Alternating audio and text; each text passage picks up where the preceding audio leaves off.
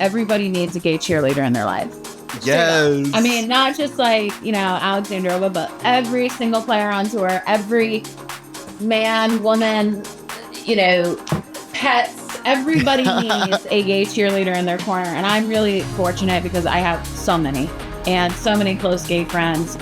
Some of my closest friends are gay. It's the energy that you guys bring. It's really life-changing. And I think seeing the world through that lens as well, it's the best. I just love you guys.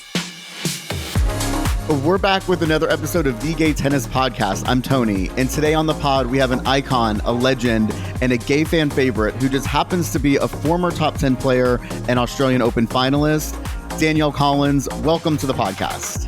Oh, thank you for having me. This is such a treat. As you know, I've been a huge fan of the podcast now for a while, and we've been talking about doing this. So I am just so excited to unpack with you today. I can't tell you how excited I am. Oh, I'm so glad to have you. I really appreciate you taking the time, especially on a Saturday.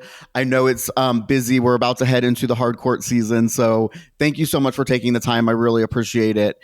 Actually, since we're meeting on a Saturday, that means I get to play my favorite sound clip of all time, which is, since this is considered a Saturday fun day for me, let me play this for you. Hopefully you can hear it. Phil, hey Phil, what are Saturdays for? Saturday fun day. No, what else are they for? Saturday.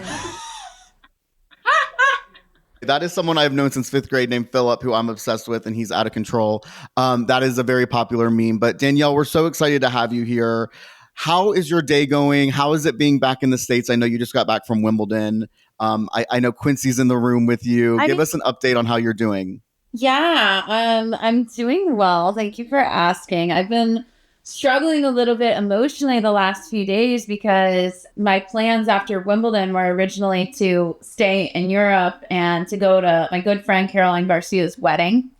But unfortunately, I got called for jury duty. Are you serious? And I could not get my jury duty date moved. Oh. And so I'm missing her wedding because of jury duty. You're kidding me. It has been so crazy, and just like the way the whole situation like came about was just wild. So crazy story. I'm like a pretty intuitive person. I feel like I kind of like pick up on different things, and I like to think of myself as intuitive. And I had a dream, that there was like a mishap with my mail, and that I had like gotten a notice saying that I missed jury duty. And so I wake up that morning, it was during like Miami Open, and I call my neighbor. I'm like, hey, I just want to make sure you've been checking the mail. And he's like, oh, I lost the key or something, or I can't find the key, or you didn't, there was some mishap. And I called my other neighbor. I was like, I need you to go pick my mail up at the post office. And they go and pick up the mail. And I said, well, just if you can, just go through everything and make sure that I don't have anything important in there, because I had a nightmare that I missed jury duty. Oh my gosh. Yeah. And so then there was like a notice in there that I had missed it. Are you serious? I'm serious. So I was like freaking out. I'm like, oh my gosh, I missed jury duty. Like, how did this happen? Yeah. And so we ended up getting it worked out, but they were like, you got to do it this summer. And I had to send my work schedule, and they decided to put it during my friend's wedding. So. Oh my gosh. Yeah. So really kind of stinks. But that's the thing. Like at this point, like I feel like I've missed so many of my friends, like really close friends' weddings because of tennis and because of, life.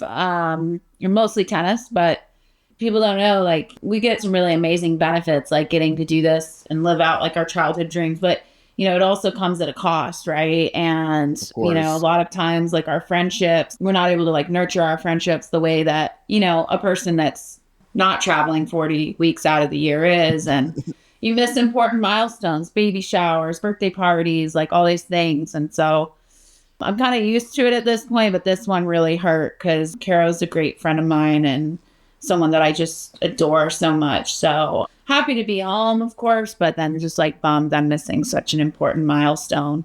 Yeah, and for jury duty. I know. And I mean, come on. It's like you missed all this stuff because of tennis and you're traveling the world. Even when you say like sending in your work schedule, it's funny. It's like, yeah, that's a non-traditional work schedule, I'm sure, that you sent them.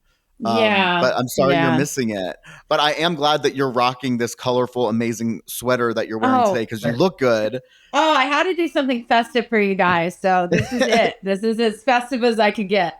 It's looking good. And I'm, of course, wearing my Danielle Collins merch, play tennis, cash checks, repeat. Oh, you look so good. You really crush it in the orange. So killing the game. I think orange might be your color. It's bringing out the tan, the summer tan, which I'm still going for.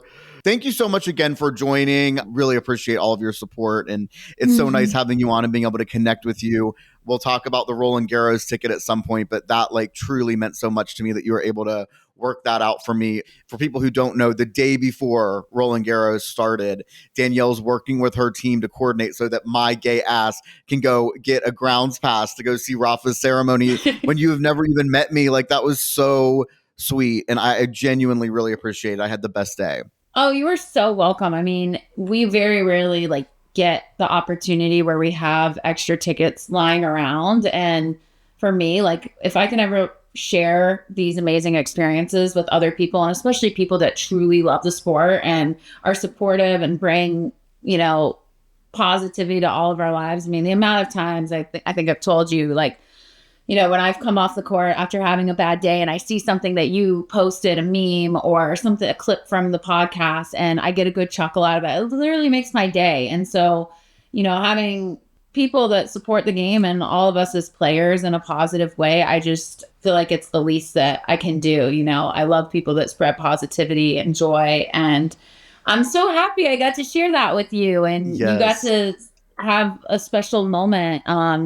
You know, seeing Rafa's ceremony and, you know, something you'll remember forever. And that's where tennis is so nice. You connect with so many people from around the world. I mean, if it wasn't for tennis, like, we probably wouldn't have gotten connected because we live in different parts of the country. And this is the cool thing about our sport, is how it brings people together. So I'm somebody, like, you know, away from the courts, I'm always like having people over. I'm always cooking, hosting game night, trying to get everybody over at my house and have a good time. And I feel like I kind of do the same thing, like with my tennis. Whenever I can, I'm always trying to invite people to come out and have fun and just have a good time. Well, there's no better time than watching you play tennis. So that's for damn sure. But something that also brought me happiness from your Instagram was recently when you posted saying that your first original crush was Patrick Rafter, because that piqued my interest, because one of my first tennis crushes was also an Australian tennis player named Mark Philippoussis. Oh my goodness. He was on The Bachelor, right? He was on, it was one of those. It was like, he had some sort of dating show. I'm pretty sure it was like was it Australian Bachelor? I think it was. It was. But yeah, I felt like those two, like, he was kind of like the bad boy, at least in the media, and Patrick Rafter was like the cute, nice guy, kind of during the same time. But so Patrick Rafter was your first crush. Is that the truth? Yes. Patrick Rafter was my first crush. I remember like seeing him on TV, and I mean, what's not to like? You know, he's an amazing tennis player. He's tall, dark, and handsome. He's sweet as can be. And, you know, my like childhood dream came true a few years ago when I went to Byron Bay. He has a place out there, and I got invited by him and his wife to play at his court at his house. Oh my gosh. And got to hit with him, and what a like surreal moment. And such great people. Like I said, like the way that tennis connects people. But he was my first crush, embarrassingly enough. And you know, I was like hardcore fangirling over him for a long time. I mean, what girl wasn't, right? Let's be honest. I mean, you just look at the guy. I mean, he was so cute and so nice. Yeah, and so sweet. Yeah, big teddy bear. So I kind of like those like lumberjack looking men, you know? Which you don't find a ton of on the tennis circuit. I feel like the tennis circuit, there's not as many, because I'm someone who, like, when something that stands out to me with guys, it's like their extremities. It's like their arms or their legs. Those are what I notice first. Okay. What about their butt? Or their butt. Yeah, hello. Or their butt. That's a good one too. Gotta have a nice butt, right? Yeah, that helps. That definitely helps. But yes, I am specifically like a calf person, which is why I am borderline obsessed with Lorenzo Musetti. Have you had any interactions with Lorenzo Musetti on the tour? because I'm like, I try not to be too creepy. Lorenzo Mussetti's my one, I'm kind of just obsessed. I can't get over it. You love him. I honestly have not really had any interactions with him. Like I've walked past him a bunch of times, but it's so interesting. Like when you're at the courts, and maybe this is like from my perspective. I mean, I'm always kind of like goofing around and having a hard time, like a fun time with like my team, and like we're always like bantering and laughing and joking around. But I'm really like fixated on my group and like entertaining my group and whoever is there with me. I don't give like a ton of time sometimes to like, just be like, unless I really know like the person well, if that makes sense. Yeah, that's like one person that I haven't had a lot of interactions with, but I agree. He's super cute, right? And so sweet. The personality's great on TV. Like, I don't know him personally, but yeah, I mean, I can see why a lot of people, they like him. He's a charmer. So I get it. I get it. Those Italian men, Tony, those Italian men, they're dangerous. They're really dangerous. And I like see the Italian men walking around. Like, I think there's something in the back of my mind. I'm like, danger, danger. That's good. No, that's probably for the best too. But I feel like Lorenzo Mussetti, there's like a connection between him and Patrick Rafter because they're both kind of like super good looking but nice. And I always have this joke where I'm like, see, this is why God made me how I am. Because if I looked like Lorenzo Mussetti, I would be a terrorist and no one would like me. So that's where like everything evens out, I mean, and that's the thing too, is like sometimes like I hate to say this and I feel like everybody knows this, but like it's for men and for women. But I feel like sometimes like the better looking someone is, like their personality just like goes down. Like, it's like they didn't have to like develop like the funniness or the character because they were born cute, right? But I feel like there's like, a good amount of guys and girls on tour that are like attractive and they have good personalities, right? I'm looking at one. It's kind of nice, but yeah. Let's get into a little bit about you and like, when did you become aware that gay men were so drawn to you? Were you like 6 years old running around with a little gay kid in class in the sandbox? Or when did you like discover that gay men were really drawn to you? Yeah, it's interesting. Like, I think in 4th grade, I had a classmate. And we were best friends and I had a crush on him. And I told him, I said, I have a crush on you. And he said, I haven't told anybody this, but I like boys. Are you serious? He's like, please don't tell my parents or anyone. And oh my gosh. Yeah. And I remember feeling like, I was like, oh my gosh, I have this like huge secret to like keep for my friend, and we ended up going to high school together and I was still like the only person that knew. And then eventually he came out and he told me, he was like, because of like our friendship, like I feel like finally comfortable to like be able to come out and like be exactly who I am. And so I think that like connection early on as a kid, I do think there's something there. Like, I do think that for me, like gay men are my spirit animals in a sense. Yes. And I think vice versa for you guys. 100. Like, I think a lot of my gay friends can resonate with me being like, being connected to them.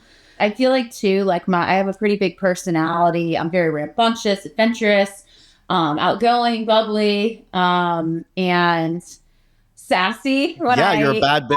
When I get pushed into a corner, I'm a feisty little thing. So, and the gay men love that, right? And so I think anytime I turn that personality on, I just make a lot of friends that way. I love it. And I was like joking when I said that, but it's so nice to hear you literally were like helping someone come out in elementary school. That's amazing. And like keeping their secret through high school. I love that so much. So it really has been from like day one, which is genuine. Yeah, that's iconic. I think you're also very authentic and like relatable. Like, you speak your mind. You have overcome a lot of adversity. So I do think that that's a lot of the things that draw people to you. So it's very nice to have you as an ally. So thank you so much for all that you've done, because I really do appreciate that as well. Oh, well, thank you for everything that you guys have done. Like, this community of friends, fans that have supported me in my career. It has just, the energy that I get from you guys, like, it just means so much. I mean, the messages that I get from tennis fans and people that are part of the gay community, it's just really heartwarming. And when I launched my merchandise this year, I had the gay men in mind when I was making this product. I wanted to do something really fun for you guys that I thought you were going to enjoy and that you guys would love the color schemes. And yeah, you guys are always like kind of in my heart. And I go out there and, you know, you see a lot of my gay friends in the box telling me to be fierce and to be sassy. And yeah, so you guys really hold a special place in my heart. I love that. I know. I think I've seen David Chen in your box, who is someone I know. You know David Chen, right? David is just the best, isn't he? Yes. Oh, when I look over at him like, in a tough moment, and he's like, Danielle, be fierce, girl. I need you to be fierce out there. Like, it gives me life. What a sweet person. And, you know, I feel like all of us, like at different periods in our life, we go through different times of adversity and things that kind of shape us into who we are. And I think there's a lot of relatability there between a lot of me and my gay friends, like, you know, wearing your heart on your sleeve, being proud of yourself, you know, sticking up for yourself and having fun, right? Like, so we're just like kind of in alignment.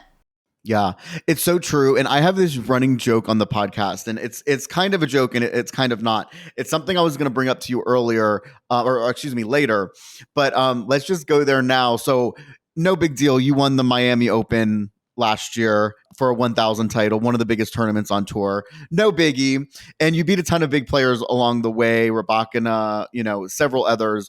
One of the players you beat is a player who I think needs a gay person that you're talking about, like saying, you're fierce, you can do this, like you need to bring this energy to the slams. And that player is Ekaterina Alexandrova.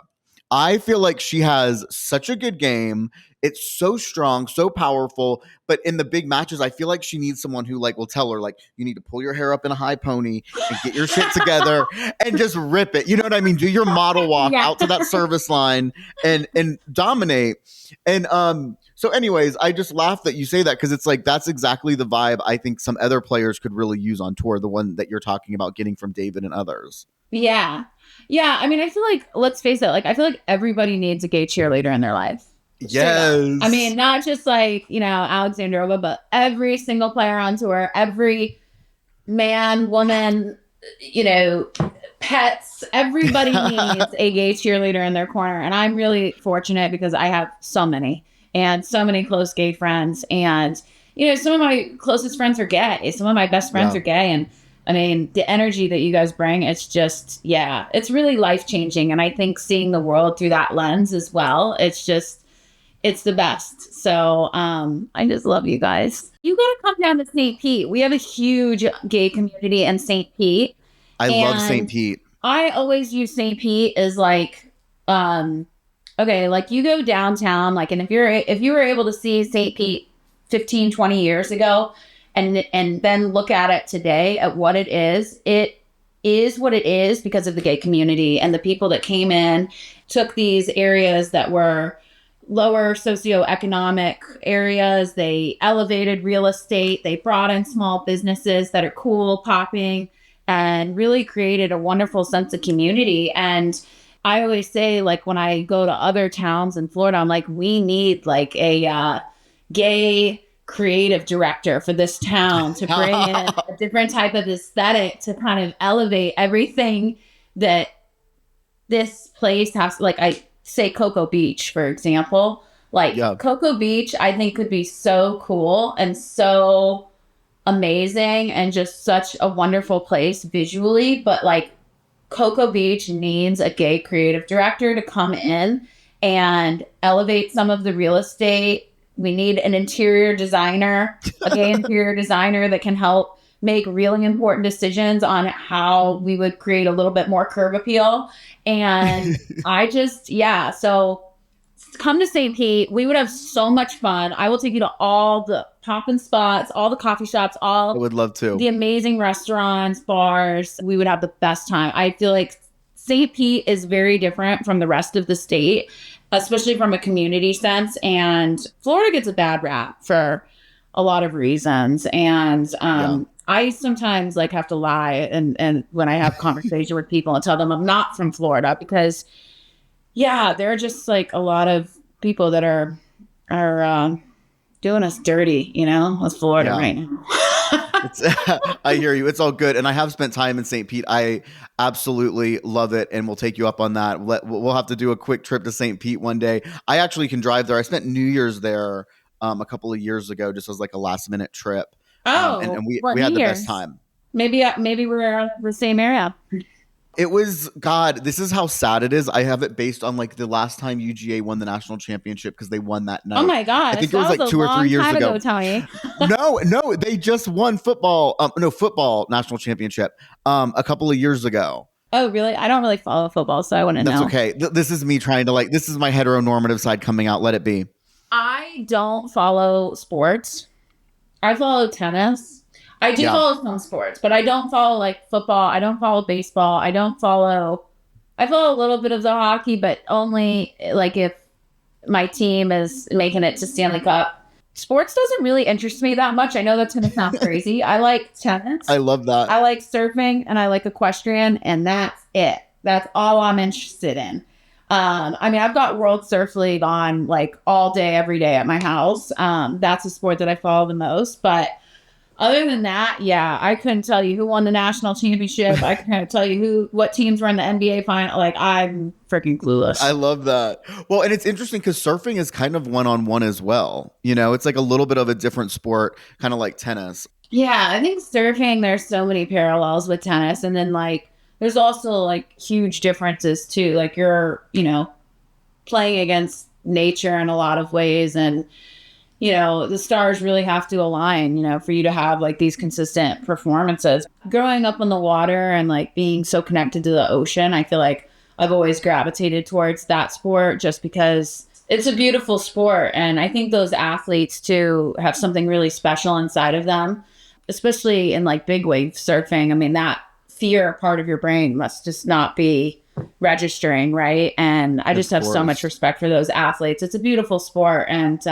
I think there's just something so cool, too, about being out in nature, getting to do what you love, the feeling of catching a wave and being able to ride it out and get through the highs and lows. So I think about surfing a lot, like during the times on tour when there's so many ups and downs and so many different things being thrown your way and adversity. And I think about, what the surfers go through every day and just watching them and how gracefully they're able to get through some of it. And they're cool Zen personas, very different from my, court. So I prefer yours.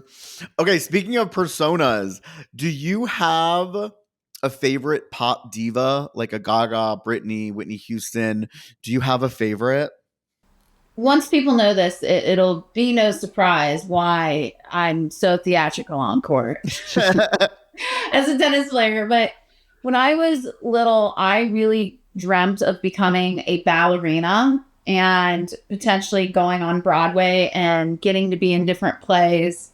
I studied theater when I was in college. I've always loved theater and ballet. I used to love singing and dancing. And so I used to do these concerts every weekend for my grandparents when I was really small, and where I would sing Christina Aguilera and Whitney Houston. And I do these concerts every Sunday. I mean, my parents, I'll have to see if they can get some of the videos made. And it's probably so embarrassing. But yeah, I used to always, I have my favorite songs by Whitney Houston and Christina Aguilera that I'd sing to my grandparents. And I know, like, looking back on that experience, like, my grandparents loved every second of those Sundays together, and even though I didn't become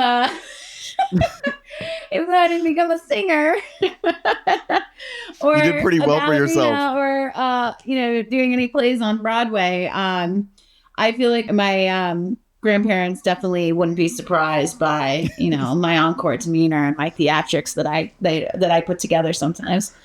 Yeah, I love it. And still an entertainer, right? I mean, at the end of the day, that's what you're doing in tennis.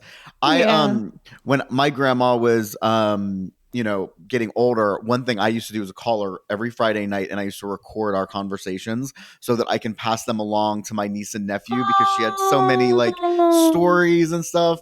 So I feel like that's sweet. I kind of feel you there. Me cry. I know. I love that. Like, that's so sweet. I'm such an emotional person. That is like so sweet. I love that. I mean, grandparents, it's like, it's just so fun to have that. Oh, they're the best. Can I tell oh my you- God, we're gonna have to. I'm sorry. All right. This. I'll let you gather yourself while I tell you an embarrassing story about myself. Oh, that's so sweet, Tony. I love you. I love that. I love you. Okay, so I did not perform for my grandparents, but what I did do was when I was in, I think it was high school, my younger sister and my family got a karaoke machine. And so I use that as, and now I'm very much in the closet at this point. I use that as an opportunity to put together a dance routine to a Danity Kane song from making the band.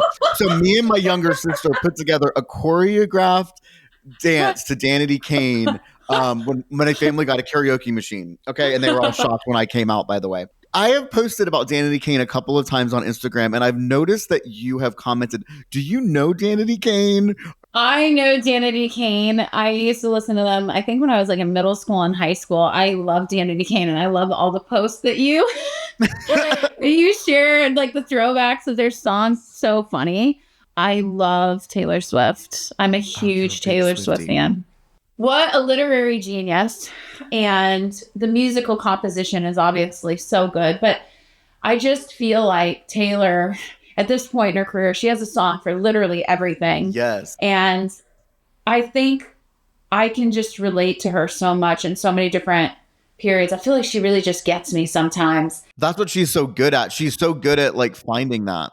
The talent, the hard work. I mean, she plays so many different instruments, and she's a literary genius, in my opinion, the way that she's able to put together these songs and switch through different genres of music and make her music versatile in a way. She can take a song, and it can be a country song, and then she can make it into a pop song. She can take it rock.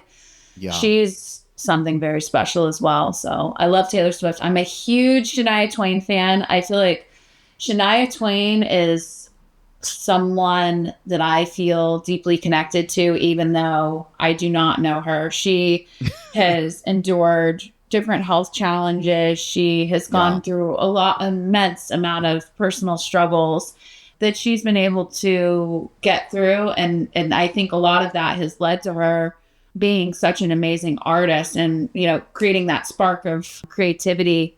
I love Shania Twain. She's a huge gay ally. She is. As is Taylor Swift. Seems like such a wonderful, energetic person overall. And anytime I'm having a bad day, I turn on Shania Twain and I immediately feel better. Her music just puts a smile on my face. It always gets me to giggle and laugh. And, I belt out those songs at karaoke. My karaoke songs are Shania Twain and George Michael. So, are they? Okay. When you come over, I'll sing Careless Whisper by George Michael. Yeah, I was going to say, I'll do my Danity Kane performance and you can do your Shania Twain. By the way, what is your favorite? Do you have a favorite Taylor Swift era? I would, okay, so I love the Reputation era. Oh my gosh, same. Love the Reputation era because, I think that was a time where Taylor was really starting to truly transition into the artist that she's become, this versatile, she went from country to pop and then started getting it into more like indie folk after that. And so I just feel like Reputation really led to some bigger moments of creativity for her and kind of got her out of the country bubble a little bit.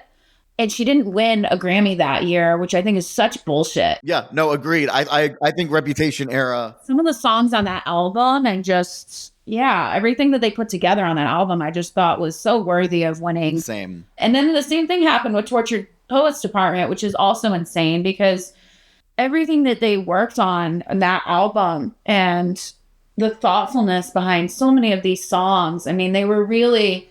I don't really know if you can call these songs or ballads, they are just, I think that the Tortured Poets Department is arguably some of her best work. I was surprised that she didn't pick up a Grammy for this one either. I think it just shows how subjective some of these awards are because if she didn't win an award for this one, I don't, come on, it's crazy. Yeah. It's true poetry, much of the work that she put together, and that really broke my heart. I was trying to figure out who's in charge of the Grammys and try to get in there and write a letter because that was unacceptable to me that they could not that she didn't win any of the awards. That's crazy. I love that. I love that you really do roll hard, which I appreciate. I was there's a song on Reputation called I Did Something Bad that I listen to like on repeat. It's on every running list I have. Like for me, it's all about the Reputation era. I still listen to that album to this day. And like I remember when the video for Look What You Made Me Do come out, and I remember watching it like on repeat 10 times. And yeah, so I hear you there. I like Taylor as well. Okay, I have to say, I have a karaoke machine at my house, so you're definitely invited over. But if you're coming over, you have to do the choreographed dance routine. Okay, and I will do it with you. Okay, I'm horrified, but I will agree to that. Maybe we can do it in St. Pete sometime. The other topic that we talk about a lot on this podcast is reality TV. Our mutual friend David Kane and I have talked about getting you on the Traitors Forever. Oh. You mentioned earlier that you're single and that maybe you're on potentially on The Bachelorette. Would you consider reality TV of any type? And have you ever seen the Traitors? Talk to me about. I have not seen the Traitors, but I have heard endless stories about the Traitors from David, our mutual friend. Yes, because he loves that show. So good. And I would consider maybe going on reality TV, but it depends. Like, I don't know if they can afford me. Exactly. I love it. Listen, you know what I mean? Because this comes. This is like some like, you know, blockbuster entertainment right here, right? Literally. So, like, you would have to really pay up the big bucks to get me on, like, you know, The Bachelorette and that kind of thing. Because, yeah, I mean, I would definitely consider it, but where would I be doing The Bachelorette? Like, which country do you think? Like Australia? Ooh. I would love if you do The Bachelorette in Australia. We are also signing on. I'm not expensive. I'll come for free, but I have to come and be there. Just maybe I can be the bartender. You can do like the vetting. Yes. You can do like the vetting. Oh my sure that gosh. these guys are legit. I would love to because I want a trip to Australia. Or in Egypt too, because I love Egyptians. I feel like Egyptian culture too, like similar in a sense, like, you know, very warm, very caring, kind, a lot of handsome Egyptians out there. So yeah, we'll see. Yeah, we don't have any Egyptian men on tour. Not really, not a lot. So yeah, yeah, but you know, I've got like my little crush, you know, that I've been crushing on. Yes, you know, that's on right. The tennis tour. So I know, and you still won't tell me even off mic. I know. We're gonna have to dig in at some point. He's a low key hottie, and I just have like this weird feeling that if I mention even like the slightest clue about him, it would go viral, and then he would really like never talk to me again. He would. Well, listen, if he doesn't, then we'll convince ABC to come bring a truckload of money, drop it in front of your house, and get you on The Bachelorette so I can start vetting these guys and start getting you on reality TV because I think you would be fabulous. Do you think I would thrive? TV. Oh my gosh. Oh my God. The confessionals would be so good. You would absolutely crush. And you know, Alizé Cornet did the French version of The Traitors. Really? I didn't know that. Yes. Alizé, when she, I think, is she still retired? She kind of was in and out was for a she minute. really entertaining?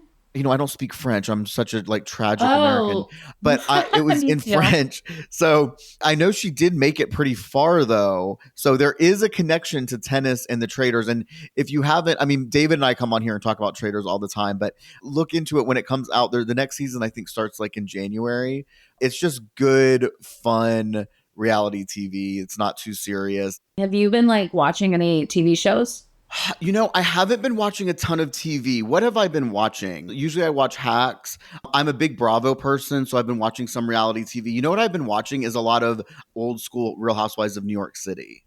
Oh my gosh, that's so funny. I've watched some of the Real Housewives. I've been watching 2 really horrifying TV shows. Please, hit me with it. You need to watch these, okay? Because there's a lot to unpack there. You need to watch The Secret Lives of Mormon Wives. Oh, okay. You really need to watch this show because that show is absolutely bonkers. Okay. Like, okay. Everything that's happening on that show. I mean, that is just so, I can't even say. And then the other one that I'm watching that I'm really embarrassed to say is I'm watching a series from 2008 called Farmer Wants a Wife. Farmer Wants a Wife? I've never even heard of such a thing. Absolutely horrifying. Is it like a Bachelor for farmers? No, it's just, Farmer Wants, Yeah. Okay, I'm gonna have to Google that one. It's pretty terrifying. I'm really excited to wrap this season up. Okay, all right. I will go back and I will look at that. Listen, if it's reality TV, I will look into it. Here's my question about Secret Lives of Mormon Wives: is I always need one person on a reality show, even if most of them are terrible. Oh my gosh, Mr. Q, hop up there. Pussy, what are you barking at? Come on. You heard a car honk and now you're like, who is This that? is amazing. He's so freaking cute. Oh.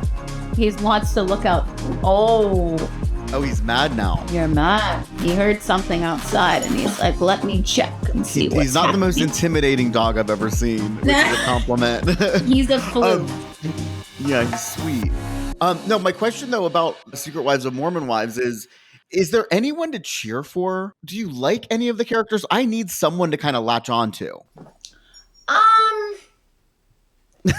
Yeah, there's like, okay, so I'm really bad with like names on shows, but there's Okay. this one chick on the show that's like kind of like the villain of the show. I just feel like she's painted as a villain. Like I actually think some of the other chicks are crazier. So like I'm kind of like rooting for her in a sense to like get on better terms with people because I just feel like it's just like this artificial storyline. I mean, all reality TV show, right? Like Yeah. is, and I just get the sense that like she's actually not like the crazy one. I mean, she's a little crazy, but she's not like the crazy one. You know what I mean? Right. There's worse ones. There's worse ones. Have you heard of Parvati Shallow from Survivor? No. Okay, she won Survivor and she just released a book and it's called Nice Girls Don't Win, and it's about my how she was gosh. and it's about how she kind of was villainized and like how she played the game like a very strategic hardcore Survivor game and she won and she was villainized and she feels like men who play the same way aren't treated like that. It's Oh, for fascinating. Sure. Women get so much more shit, I think, for like Yeah. being like badasses, for sure. Yeah, for sure. I can't wait to read it because I think it's going to be really interesting. I never considered you a villain. Like it's funny. I never look at you and think like, oh my gosh, this is a villain, or even like a personality that would, be that kind of controversial. The situation in Australia, can you talk a little bit about it? Because I felt like that blew up out of control and it turned into a really hilarious moment for me where you're blowing kisses to the crowd. Like, talk to me a little bit about that situation. Yeah, I mean, I think there were like, it was like 50-50. Like a lot of people really like enjoyed it and thought it was funny. And then other people didn't really get like my personality and my humor, and they didn't think it was funny. They thought it was super disrespectful towards Destiny. But, I think for me, like, yeah, like I was out there for like 3 hours. Obviously, I knew I was playing an Australian who, she's going to get the home crowd support. Look, like I played in the finals against Ash Barty. I think I handled that pretty well, right? That's a good crowd to play against in a Grand Slam final. But yeah, this crowd was a little bit more rambunctious and drunk for sure. And, there was a lot of like inappropriate comments and like stuff going on during that match. And I finally, I was kind of in the corner as soon as I won that match. Like I'm getting booed. I'm like, wait, what? Like, we just played like a 3-hour match. It's like super hard battle. We had good sportsmanship, great athleticism, great play. Like, and people are like booing me. Like, that's so weird. Like, I feel like we played such a good match. And, when that happened, I was just like, it. I guess I'm just going to be my sassy little self and have some fun with this because, what else can you do? I mean, you can get upset, I guess, but I kind of just like, couldn't really take the booing and that stuff seriously. And then I just became super silly. Like it was late at night and I just was like, all right, I'm going to have a little fun with this. And I think,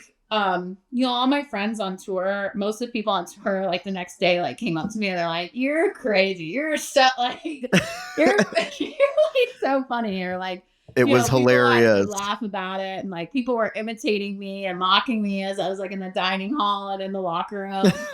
But then like, it's so funny because the conversations like outside of like my, other players and like my colleagues, so to say, I know like a lot of people are like, oh, you were being so disrespectful towards Destiny and like her story. But like that really wasn't the case. And I think that stuff got very much taken out of context. I mean, Destiny has gone through a ton throughout her life, and she has gone through some serious, serious hardships. And so have I. Yep. And I've been open about some of those hardships. And there's a lot that people don't know about me, right? And I've gone through different adversity as well. I'm super sympathetic towards everyone's story and challenges that they go through. And that's why, you know, I'm friends with so many of these girls and these women on tours, because I'm able to kind of connect with people on a deep level because of those hardships that I've gone through personally. And I immediately reached out to Destiny after the match, and I was like, hey, I just want to let you know I have like the utmost respect for you and your story, and I can't wait to see you achieve so much more on court. And Destiny was like, you know, it's cool. Like I totally understand. You were just having fun, and it's like not taken personally at all. So it's interesting how, you know, someone like that is like so mature and so sound, and can kind of differentiate between somebody like, you know, laughing at themselves and having a little fun versus, you know, the way I feel like our society tends to always want to assume the worst in someone, right? And Yep. I feel like there's so many people in our orbit that just always want to assume the worst about people. They always want to kind of paint people in a negative light. They don't give people the benefit of the doubt when they're not sure about something, and make assumptions based off of how they feel about themselves, right? And, you know, I just feel like, yeah, that's where you have to be kind of like, you have to be very like a strong person to do this for a living. Because I feel like for me, like I'm very confident and I don't take myself very seriously. I laugh at myself a lot. I feel incredibly grateful to like be in this situation. So I feel like I'm able to absorb a lot of the energy that's being thrown at me, and be able to be like, okay, this is bullshit. This is, you know, the stuff that What's I do real. want to pay attention to, right? The positive stuff. But you do have to be a strong person and have a thick skin to be able to work through these different situations. There are a lot of people that took it personally, but that's because they don't know me, and they don't know that I'm a funny girl that likes to play around and have fun. I mean, if you come to my practices, I'm constantly talking shit. I'm constantly poking fun with my hitting partner. We're always fooling around on the courts, like doing stupid trick games, and like, you know, we're just having a good time. And so I think a lot of times, like, there's so many people who expect us to be perfect, you know, have the perfect answers, have the perfect responses, and almost like handle ourselves like politicians. But listen, I'm not a politician, baby. I am a tennis player. No, you're not. I'm here to have fun. I am not get in that world. I could never be in that world. I'm never going to be like a debutante. Like, I grew up in a Hell no. humble beginnings, like gritty, hardworking family. And so I just don't take myself that seriously. And I just encourage other people, like, don't take me that seriously either, because I'm kind of a goofball. Yeah. Well, I can tell you, I appreciated that moment because it allowed me to make one of my favorite Instagram stories that I've ever made, which was comparing you to Tiffany Pollard, New York, when she came out during the hostile reunion. So that's one of my favorite Instagram things involving you. Do you have any favorite memes or GIFs of yourself that you see running around? Like I told you before we started recording, there's the one of you where you hit the back, I think it's a backhand winner, and then you below the racket like a gun after you hit the winner against Simona Halep. Is there anything of that you see of yourself that makes you particularly laugh or that you share? Oh, I mean, I laugh at it all. I mean, like, I laugh at like the Australian situation because, you know, it wasn't like I like thought, you know, it was like it happened all so quickly. So I was kind of just like, you know, and then Right. the same thing against Simona. Like, I hit the winner and I blew on the racket, and I've done that like in other matches since. But like, yeah, I mean, the way the camera was positioned in that moment, Simona So was in the background perfect. looking at me like, girl, Yeah. She was done with it. got it out, Danielle. It was so perfect. Yeah. So, but I'm like always doing that crap. And I'm always trying to come up with new tricks to show you guys. It's just like sometimes, like, I'm pretty ballsy, I will say, but like sometimes I like some of the stuff I do. I'm like, oh, okay, I got to really think about this one, right? Like, Yeah. so I've been working on some tricks for you guys. So I'm going to surprise you with some fun stuff soon. I love it. I love it so much. I can't let you go without quickly talking about your Australian Open 2022. You briefly mentioned it. I actually have it bolded here in my notes. I think you gave one of the all-time great runner-up speeches of all time. I thought you spoke so Oh, eloquently. You were really giving Ash her moment. And by the way, let's not forget, this was a really close match. Well, first of all, let's back all the way up. You beat Cornet, Iga Swiatek. You had a great run to the final. You were playing amazing. You had, I think, the match of the year that year against Clara Tauson. I want to get to that in a second. That's one of my all-time favorite matches from that year. I remember exactly where I was when I was watching it. The runner-up speech you ended up giving after such a tight, tough match, 6-3, 7-6, you gave yourself the moment. You're like, hey, this was a huge deal for me. I'm going to speak on that. But then you also were really acknowledging how big it was for Ash and her whole country. So I just wanted to give you a shout out. There's a lot of talk about runner-up speeches right now and losing. And I think people forget just how well you handled that moment, which was a tricky one for you. that was one of the biggest accomplishments, definitely in my careers. And also, right, like you play so many tough matches to get to the finals. You lose a close match, right? And also in difficult circumstances too, right? Like American playing against the Australian, playing against the whole country, right? And having that kind of weight. I was in such a good headspace during that match. I felt like, okay, this is like what you want to play for in sports, right? Like this is something I'm going to remember the rest of my life, whether I come out with a win or it doesn't go my way. This is going to be a really special moment. And it was definitely hard, of course, like playing against a big crowd like that, but I definitely thrive, I think, in those types of environments, as people have seen over the years.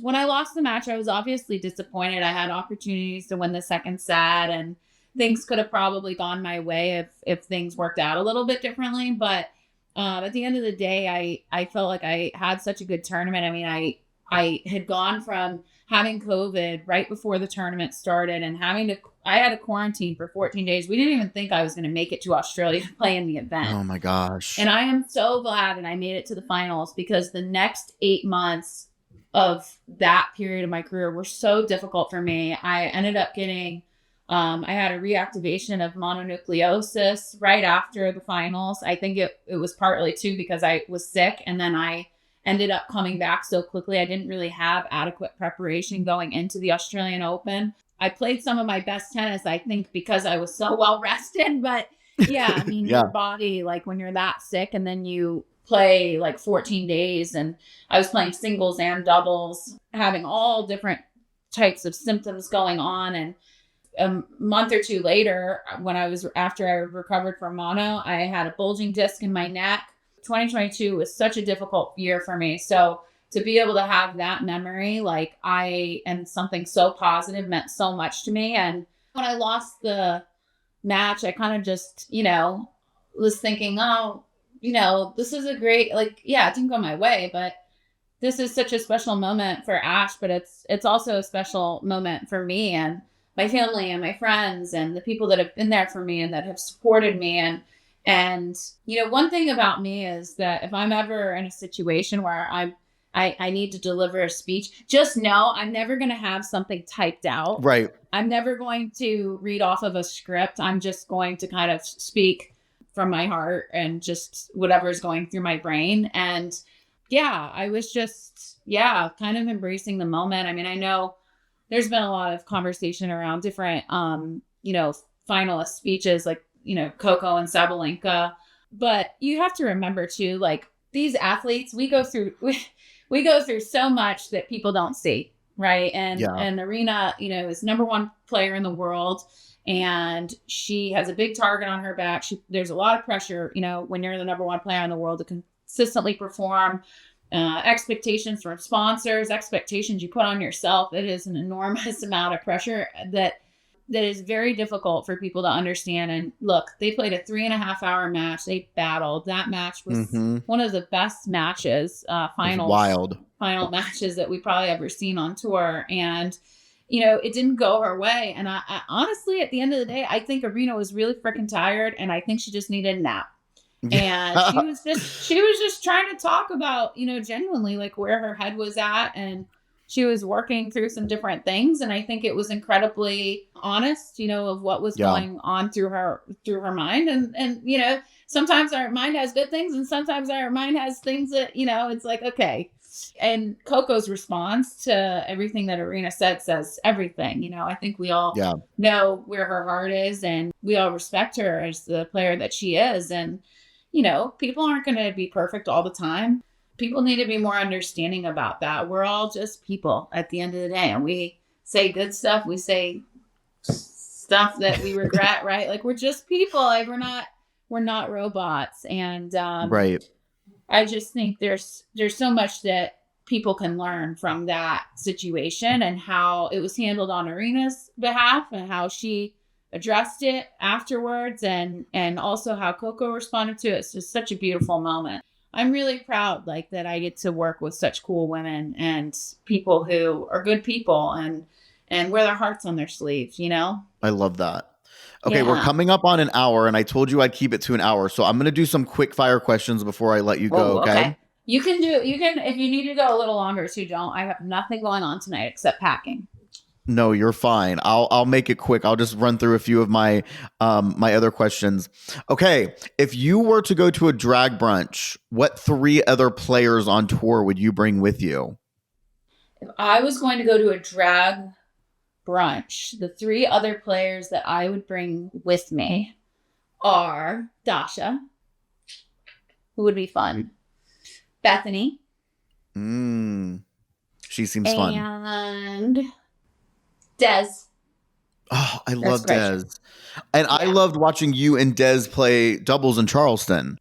Yeah, we have such good energy, I feel like, on the court when we're together. And I mean, some of my best memories have been with Des on the tennis court. So it's pretty cool. We've known each other since we were 10 years old. It's crazy. Gone through so many different, situations in tennis. And I just, this is one of the special things about tennis is so many of us have known each other for like Maddie Keys, like her and I used to be pen pals. Like how crazy is that? Madison Keys' run to the Australian Open title this year is like truly something that has inspired me this year. I loved that run. Me also. I mean, just like how she's evolved as a person and been so open about, different things that she's worked through and different struggles and adversity that she's faced and how she's been able to overcome all of that and how genuinely she's spoken about all of that. I love when people can go into these press conferences or these media opportunities and they offer substance to conversation that inspires other people because we've all seen it, right? Like there's understandably so, like some people aren't as comfortable talking in front of media like as others, so I understand that, but I do think something that's special about our sport is like the outreach that we have to like inspire young people that are going through different challenges. I think there's a lot of parallels and challenges that people face on the tennis court. And you can compare that to things that people go through in life, right? And I just love when we have players like Maddie who can speak so openly about like their struggles and share and offer insight on how they were able to get through something that was dark or challenging and like be a friend to other people. Like, I just think that's so special. One of the things that I love about you is when you go into what people call Danimal mode, which you have done in Australia several times on court, either at the Australian Open or in other tournaments in Australia. There are 3 matches that I distinctly remember where I felt like you just kind of drubbed the opponent. So I'm wondering, of these 3 matches, which one you like have the most fond memories of, where you were just playing what I consider like your peak tennis. Your win over Angelique Kerber at the Australian Open in 2009 when you won 6-0, 6-2. Freaking iconic, obsessed. Your Australian Open 2022 win over Iga Swiatek 6-4, 6-1. Those returns are like put in my brain. And then also the Alina Svitolina 2020 Brisbane match where you won 1-1 right at the beginning of the year. Do any of those stand out to you more than the others where you just felt like, God, that was just like my day? I would say that Kerber match. I mean, I had it really dialed in that day. That was a crazy beatdown. I mean, yeah, so good. Yeah, that was wild. I mean, I was like hitting beach balls that day. I mean, it was just like I was seeing everything. I was moving. I was grooving. You don't get too many of those days in your career, right? So that was pretty wild. The match against Phil Lane, I mean, all of those matches were really high level. I mean, I think the one that I was really impressed with myself was the one against Mukova. It was like we played till 1 a.m. I Oh, forgot the yes. score. I thought I won Yes. that tiebreak. Yeah, I thought I I remember this. won like in the third set tiebreak because it's 7, and I was like in such disbelief. I look back at that video all the time and I'm like, oh my God, I'm crazy. No, because you thought it was going to 7, right? And it was a 10-pointer. Yeah. I've had so many interesting moments on court. The match I go back and watch of yours most, which I know I feel like this is so creepy that I'm like super fanning out, but I just can't help it. Is the Clara Towson, I think it was 3rd round 3-setter in 2022. That was a good match too. God, that match was so high quality. I thought it was some of the most fun I've ever had watching tennis. I remember I was at the gym, went late night. You know, obviously we're in Australia, and I went to the gym and just walked on the treadmill because I had so much nervous energy watching you that night. Does that one stand out, or is that one that just I mean, all of my matches that year really stand out because again, like I had COVID right before the tournament. I was able to like, you know, fully quarantine and recover like, you know, before play started. At the start of the tournament, I had already gotten into these 3-set matches, and I was also playing doubles.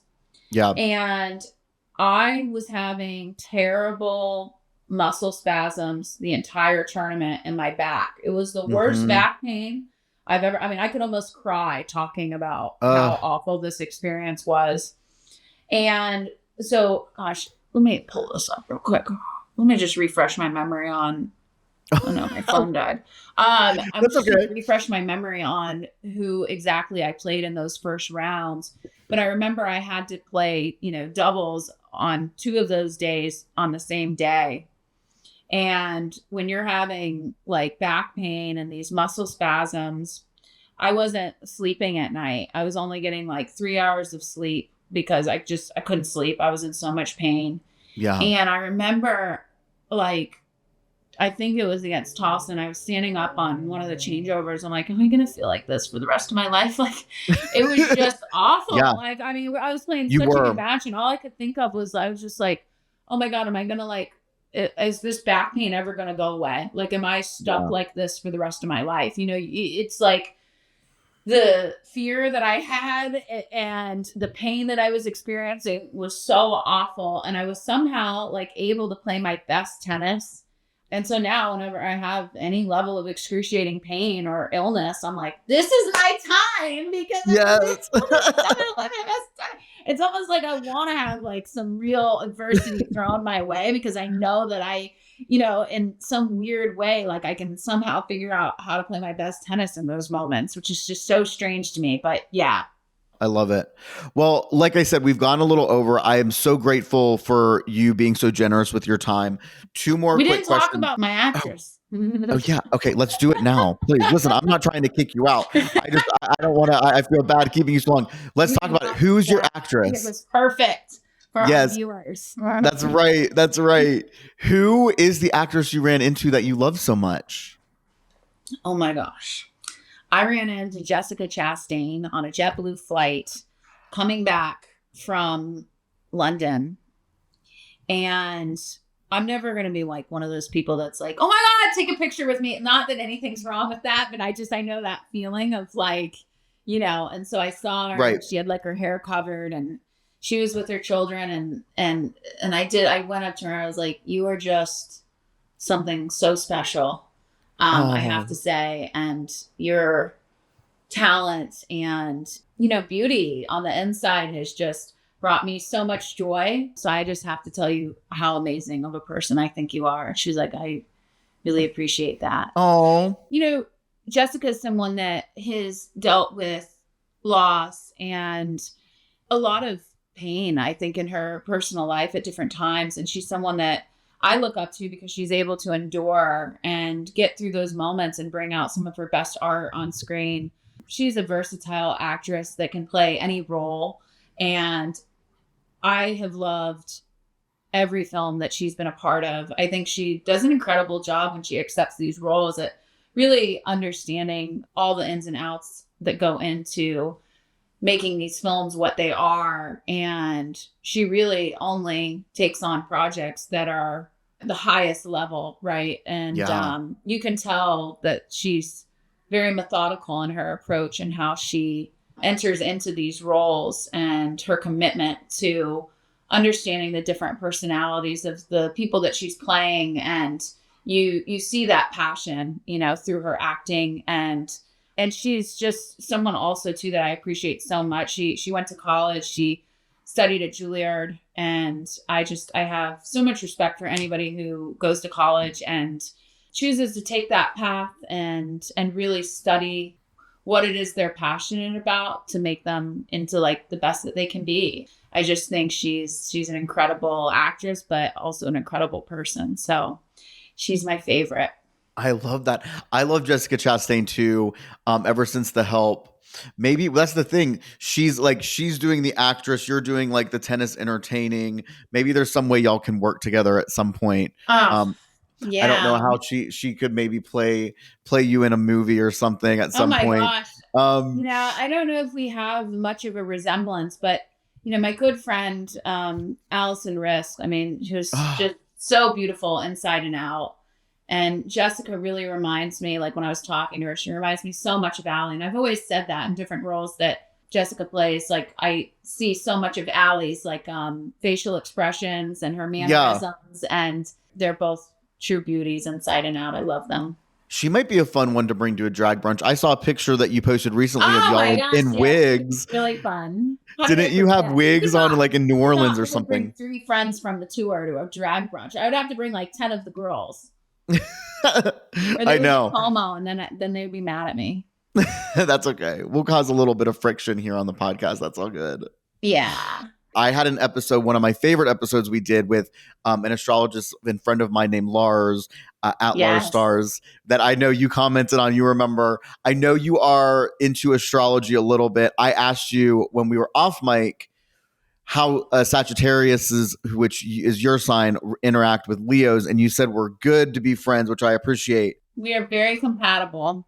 I love that, which makes sense because so well. I wanted to ask you about Leos, and you dropped a bomb off mic that you and your team actually look up the signs of your opponents. Please tell me everything. So we obviously have a lot of time on our hands when we're on the road, because we are looking up the star signs of the people that I play against to try to understand like their personalities and tendencies a little bit better. I know it's a little hippy dippy, but listen, I think you can learn a lot based off someone's star signs. And of course, like there's going to be things like within people's star signs where it's like, yeah, like this is really me. And then there's like things that you're like, okay, this is a little bit off. But I do think you can kind of get like a good understanding of people sometimes when you learn about, when they were born and that kind of thing. So I'm a Sagittarius through and through.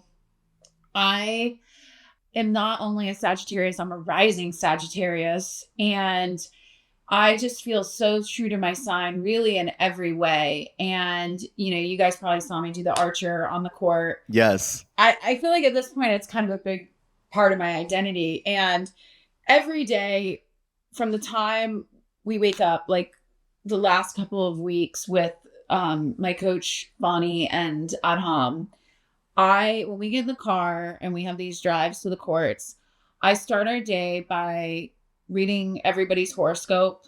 And I'll also read the driver's horoscope as well. So we do horoscope hour with me where I talk about, what our day is going to look like, what to look out for. And I feel like it's really, sometimes it really resonates and other times it doesn't, right? But it really opens up conversation into understanding people and where they're at, where their feelings are, how they're able to kind of meet you that day. And I don't want to say like it's like astrology is like the only thing I believe in, but I just think it's really great conversation starter for so many people. Like when you're trying to make friends, when you're trying to understand people, when you're trying to get to know people better.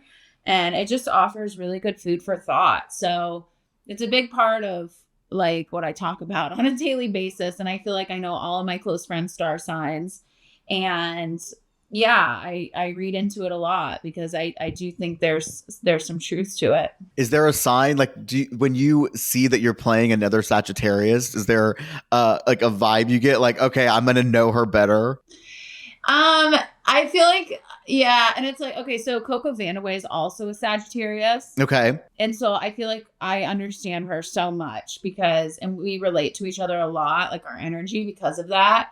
And other Sagittarius friends that I have, I feel the same way. And then there's like signs that I feel like I'm naturally like closer to, and then ones that I'm like maybe a little bit more distance with. Like right now, like a lot of the people in my life that I'm close to are Cancers, Virgos, Libras, and Leos, Shout out. and a few Aries too. So those are the signs that I know the most about. But yeah, I do think that there's some truth behind like compatibility with like friendship and people and meeting people with where they're at based off of your star sign and theirs. So I love it. I remember you saying on Kasakina's YouTube channel that I think it's Tauruses don't go well with Sagittariuses in terms of dating. Is that right? yeah, so that's the excuse that We just use that. We just use that. excuse that I kind of came up with, to tell, to basically get this Get guy rid of a guy. Yeah, but I don't know if that's completely true because the more that I've learned about Tauruses, I actually think there is some compatibility there, especially in terms of friendship, because they're they're kind of like a patient sign. Like they're very loving, caring, intuitive, and they're introverted, which I can appreciate. Like I'm kind of like a introverted extrovert, if that makes sense. So like I'm a little bit of both. So I can relate to that. So I think, yeah, this is the thing. Like when you learn about these signs and you learn which signs you're more compatible with and signs that maybe you're not as compatible with, I think this is like a good challenge for people to kind of like think about these things on a deeper level and then learning to understand how to meet certain people where they're at versus like being judgmental or just like closing off conversation. So that's been something I've been trying to work on. That's good. Always working towards something. Yeah. Danielle, I cannot thank you enough for taking the time. I've mentioned this on Instagram, but you are not only my favorite player, you're also my mom's favorite player. Shout out to my mom, Diane. She is as obsessed with you as I am. She talks about the emotion you play with on court, and I always appreciate that too. So I can't thank you enough for taking all the time today. I hope you have a great rest of your Saturday. I know you can't make Caroline Garcia's wedding, but you made my day being here today. And I know all of our listeners. I can't wait for our karaoke dates and our time in St. Pete. I But cannot until wait then, to get together with you. We're gonna have so much fun. We are gonna have to make sure we like capture some content for our queens out there because I don't want to get like people having FOMO because we're gonna have such a good time together. That's right. Danielle, I can't thank you enough for taking the time today. You are truly an icon and an inspiration on and off the court. I wish you the best for the rest of your career and whatever you do in retirement. And I normally give people a chance to plug something here. I'm not sure. Is there anything you want to plug? All right, guys. So I'm going to leave you with this plug. Hate me or love me. You watched. That's all you could do, right? So perfect.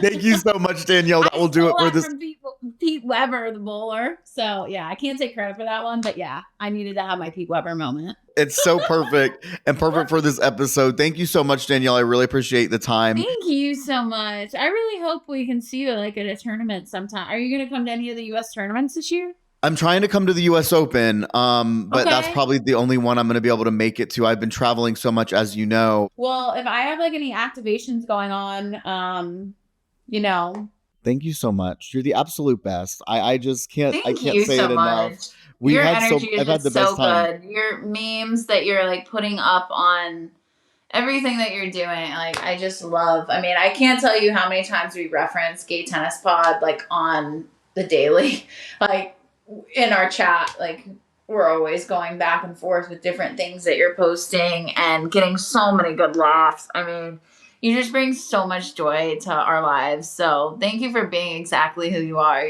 You are very special. I love you. Oh my gosh. You are very special. And if you know how many times we in my group text are talking about you and watching you, I assure you, I feel the exact same way. So thank you for everything you've done. And like I said last time, I look forward to the next time. I'm going to try to get up to New York so I can see you at the U.S. Open. And if not, then we're gonna have to spend some off-season time in St. Pete. We're gonna have a good time. Aw, we're gonna have the best time. We're gonna be a riot together. We're gonna have to try to stay out of trouble, aren't we? That's right. We'll do our best. That's because we're both single right now. You know what I mean? I know. Listen. All right, Danielle, thank you so much again. This time, I think we'll actually call it for good. Thank you so much for coming on the Gay Tennis Podcast. I'm Tony. Stay tuned, y'all, for more. Thank you so much.